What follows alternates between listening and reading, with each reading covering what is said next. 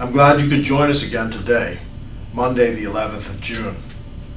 The budget debate continues, and on Friday the 8th of June, Brent Simonet, the Foreign Minister and Deputy Prime Minister, gave his intervention on foreign affairs in the Bahamas and its budgetary allocation. Mr. Simonet announced nothing new and embraced everything that I did as the PLP's Foreign Minister. He's even traveling now and told the country that he will have to travel to do his work. So, after all their stupid propaganda about traveling, we're right back to the fact that a foreign minister must travel if he's going to do his job. What I take strong objection to, and what I find offensive, is his assertion that since he became foreign minister, the relationship between the United States and the Bahamas is much better than it was under the PLP. They have been in power for just about 5 weeks now, and there is nothing that they have done that demonstrates the logic of what he says. His statement is inane, silly, and childish.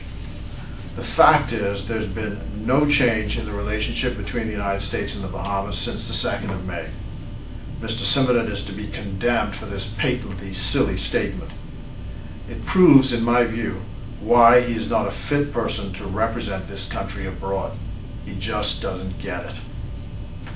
The fact that the head of mission of the United States is his neighbor in Nassau, and his friend, as he suggests, has nothing to do with the interests of both countries. And it was certainly improper for Mr. Simonet to bring the U.S. diplomat into this matter, which is purely a domestic one, making the U.S. diplomat the subject of controversy and possibly compromising his independence of action in the Bahamas. Mr. Simonet just doesn't get it. Mr. Simonet's statement in the House embraced all of the foreign policies of the PLP. It was interesting to see how he wangled his way through this thoroughly dishonest presentation, giving credit to the ministry but not to the minister. It was not the ministry that accomplished the signing of the Comprehensive Maritime Agreement with the United States, or the ministry that accomplished the Megaports Initiative, as he sought to say. It was not the ministry that accomplished the accord with India. It was the minister, and that minister was Fred Mitchell.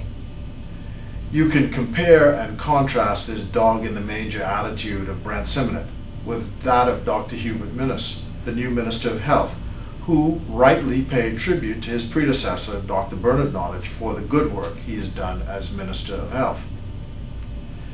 Brent Simonet's attitude of snarl, sarcasm, and gracelessness is typical of his ilk and kind. To the manner born, raised in a racially segregated school, lacking exposure and intellectual depth, his view of life is that money can buy all things. He has now used his money to get himself to the House, appointed to a position of prominence, and he has no clue what to do except to sit back and enjoy the fruits of the hard work done by others. In my own presentation in the House of Assembly, I deliberately asked him whether or not his government was committed to the Conference on the Future of the Caribbean and to the South African-sponsored Diaspora Conference. These are two important conferences on how the Bahamas will survive into the future with its relationship with the rest of the world. The Conference on the Caribbean was a major push by me as minister because there needs to be a commitment by the United States to this region and an understanding on the development plans of the Caribbean. The Bahamas cannot stand apart from the Caribbean and the economic development of the region. The continued repetition of the mantra, "we will not sign on to the Caribbean single market and economy," is short-sighted because it is clear that the United States and the Bahamas and its relations will develop within the CARICOM context. It is also clear that the Bahamian economy will continue for the foreseeable future to need CARICOM labor in order to develop.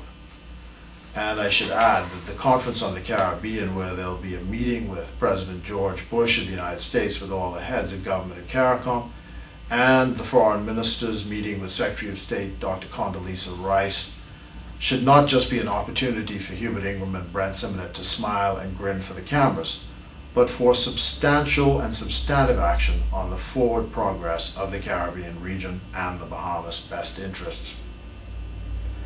Mr. Simonet has now agreed also that they will support the Diaspora Conference co-sponsored by South Africa to be held in Nassau in August. The first conference was held in Jamaica in March 2005, and I as minister made sure that there was a bipartisan effort represented at the conference. We await to see what the F&M does this time.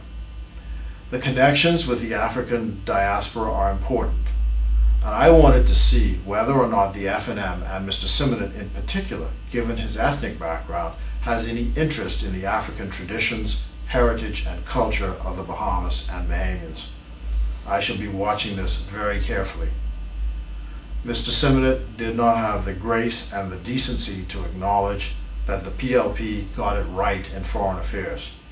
He did not change one thing. He did not find that there was anything amiss. It means that the PLP was right all along, and was only the lying propagandists of the F&M that got it wrong. Unfortunately, too many of the Bahamian people accepted the nonsense the F&M spoke, and this country's future is now at risk because Brent Simonet and others like him in the F&M now have the levers of political power in the Bahamas. That's it. I hope you can join us next time. Thank you for listening and for watching. Okay. Let's make sure. You ain't, 'cause you're not. This is why. This is why. This is why I'm